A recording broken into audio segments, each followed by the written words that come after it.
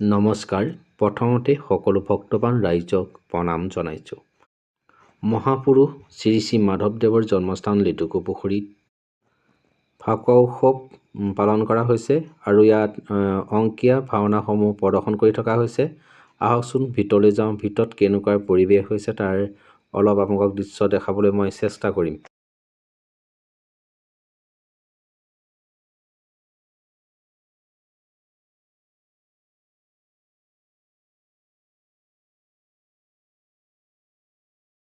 আৰু এইখন মাধৱদেৱৰ জন্মস্থান দেখিছে আপোনালোকে, এয়া মূল গেট।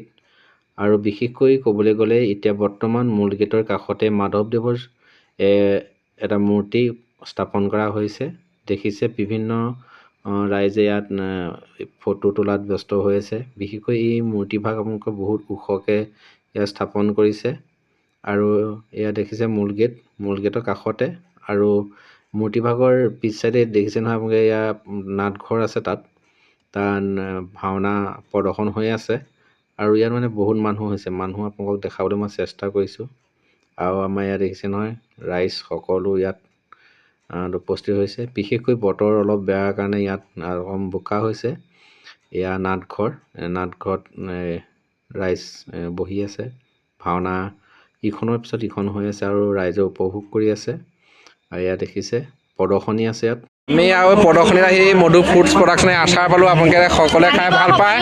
আৰু এয়া স্বত্বাধিকাৰী জীয়েক কৈ যায় একাষাৰ। নমস্কাৰ, মোৰ নাম চৰ্চনা শইকীয়া। এয়া আমাৰ দোকান, আহিব সকলো। আৰু আমাৰ ললিত দা ইয়াত আছে। ললিত দা, বেপাৰ কেনেকুৱা? একদম ধুনীয়া আছে, বৰষুণে একদম বেয়া কৰি দিছে। আপোনালোকে গম পাইছে কোন দাদাক দেখি আচাৰ কি মধু ফুডছ প্ৰডাকশ্যন যি ঘৰুৱা আচাৰ এতিয়া বৰ্তমান আমাৰ অসমত জনপ্ৰিয় হৈ আছে। এই আচাৰ বিপণী এয়া। আৰু ইয়াতে আপোনালোকে বিভিন্ন গ্ৰন্থ পাব। দেখিছে ইয়াত গ্ৰন্থ মেলাও। বিশেষকৈ ইয়াত মেলাত বেছি আকৰ্ষণ হৈছে মাজুলী মুখাশিল্প। মাজুলী মুখাশিল্প বুলি ক'লে বিশ্ববিখ্যাত, আপোনালোকে সকলোৱে জানেই।